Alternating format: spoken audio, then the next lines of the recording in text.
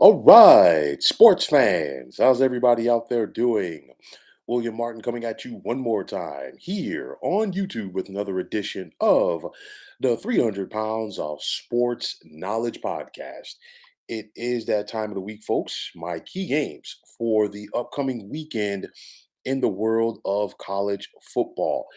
Usually, I do this a little bit later in the week, but I'm bumping it up this week due to the fact that we got a key game to talk about for tomorrow night in the American, as you have SMU traveling to take on 21st ranked Tulane.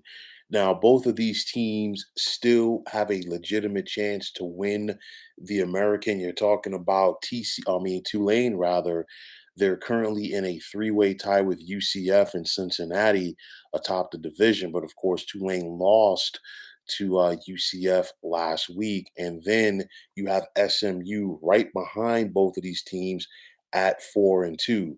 You think about SMU and you know their offense is always going to bring it, led by quarterback Tanner Mordecai.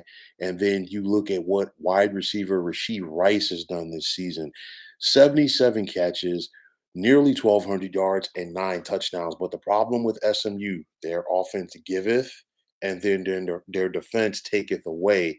You're talking about a Mustang defense that is 119th in the nation in total defense. And they're going to be facing a Tulane offense that is not only looking to get back to their rhythm, but also trying to put the bad taste out of their mouths after they lost to UCF last week. So you expect quarterback Michael Pratt to bounce back, running back Ty J. Sanders, and then this defense led by linebacker Dorian Williams. Can they find a way to slow down this SMU offense? We got to wait and see. But with that all said and done, I'm going to take Tulane at home tomorrow night by the score of 31-27.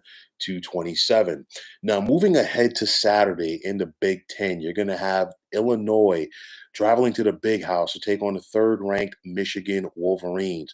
Michigan comes into this contest favored by 18 points over the Illini, and the Illini, they're looking to bounce back because a couple of weeks ago, Illinois was rolling, and then Michigan State went to Champaign, and that was the end of that. And then last week, Illinois had another chance to get back on track at home before they fell to Purdue. And now you got Illinois. They've lost their last two, and they're part of a four-way tie atop the Big Ten West. And it does not get easier for them as they have to face Michigan. Chase Brown. What is the star running back for Illinois' availability going to be for this game? We saw him get injured against Purdue. That's going to be a big thing because he is their offense. Now, this Illinois um, offense as a whole, excuse me, is going to have to deal with the number one defense in the nation, as only Maryland has scored more than 20 points against the Wolverines this year. And you think about what Michigan can do, they can really pin their ears and come after opposing offenses. And I expect Mike Morris and company to do that. And then on top of that, this Illinois defense, they got to find a way to slow down this Michigan running attack led by Blake Corum. And if they can't, it's going to be a long afternoon.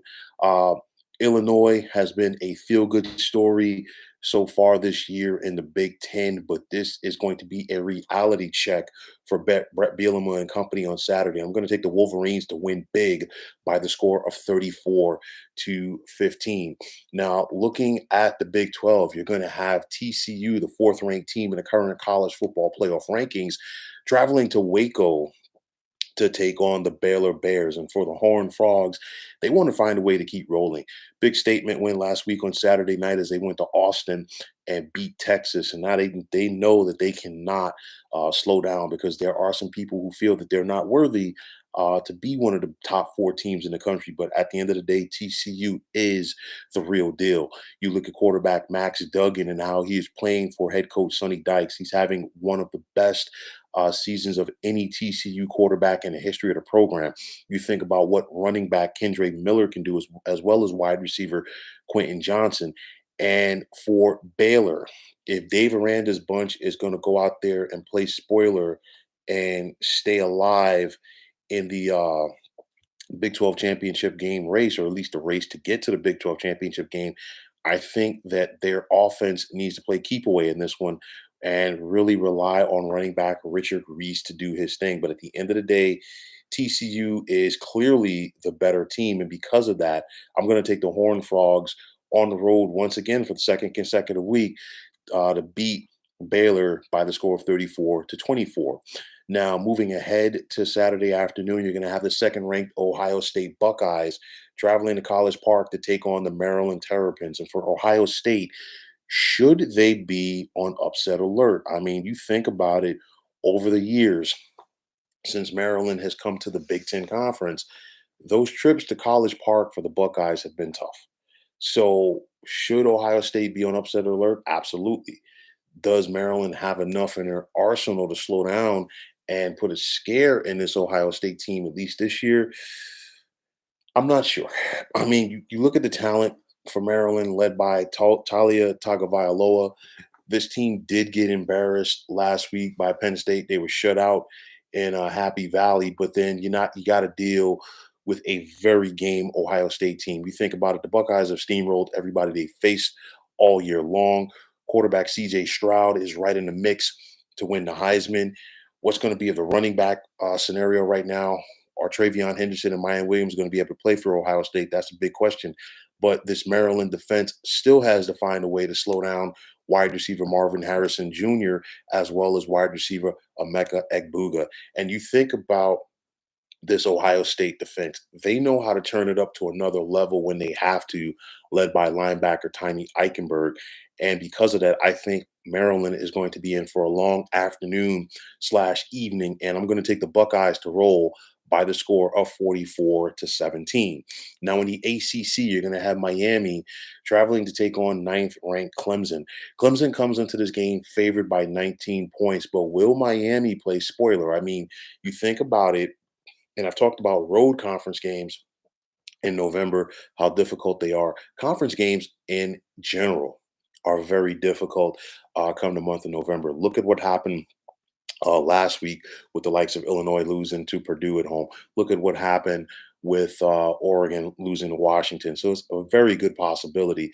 Tyler Van Dyke, he's been up and down for this Miami offense all season long, but you look at the Canes defense, 34 team sacks.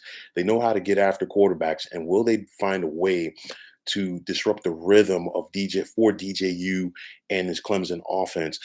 You think about it, DJU and Clemson, they got their swag back last week against Louisville. Can they find a way to build off of that? We got to wait and see. Plus, Miami has to find a way to slow down Will Shipley, one of the better ball carriers in the ACC. And when it's all said and done, Clemson's going to have to work for it. But I'm going to take the Tigers to advance at home by the score of 31-20. Now, back in the Big Ten, it's a battle of unranked teams, but this is still a very important game as you have Iowa traveling to take on the Minnesota Golden Gophers. Now, this is part of that logjam atop the Big Ten West, as both of these teams are part of that four-way tie at first place with a record of 4-3 within the conference.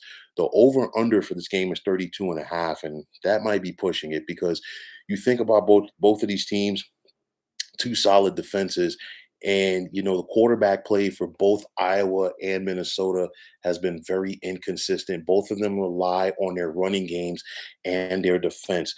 I want to see the showdown. And I'm talking about Jack Campbell and Seth Benson at linebacker for Iowa, trying to stop Minnesota running back Muhammad Ibrahim. That's going to be a very important matchup right there. Cooper DeJean in that secondary for the Hawkeyes can bring it, as Iowa has the number 3 defense in the nation. Tight end Sam Laporta for Iowa is somebody to keep an eye on for this game, as is Caleb Johnson.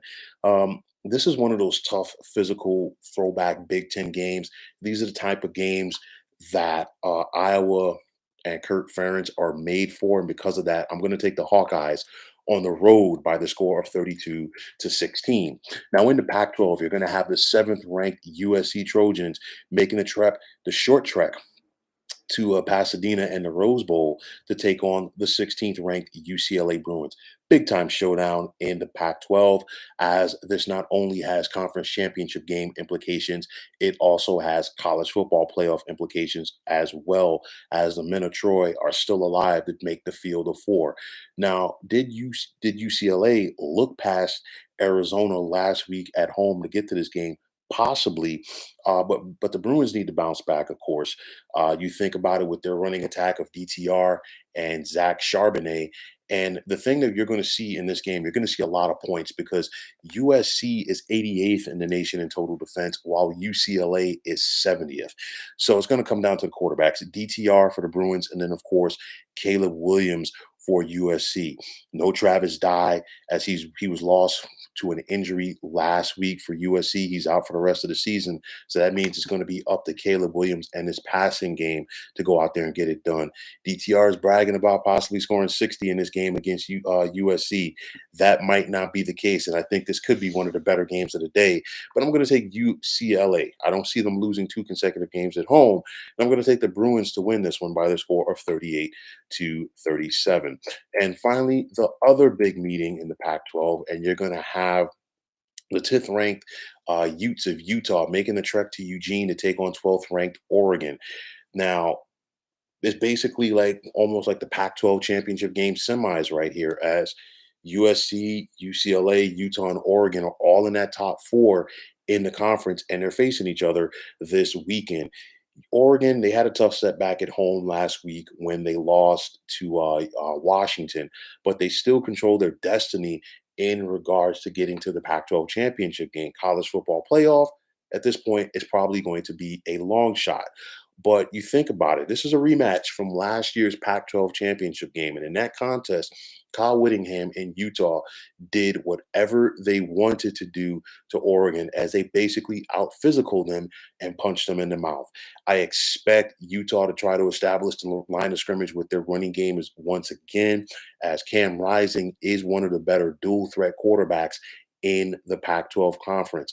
Oregon has to bounce back. They didn't play well last week against Washington, but Washington is a very good team. What are Bo Nix and company going to do? Can Oregon get their running game going with the likes of Bucky Irving and Noah Whittington? We got to wait and see. Just like it was with UCLA, I simply don't see Oregon losing consecutive games at home. And because of that, I'm going to take the Ducks to bounce back in this one by the score of 34-30. So, folks, those are my picks for this weekend in the world of college football. And as always, I want to take this time out to thank you for tuning into the 300 Pounds of Sports Knowledge podcast here on YouTube.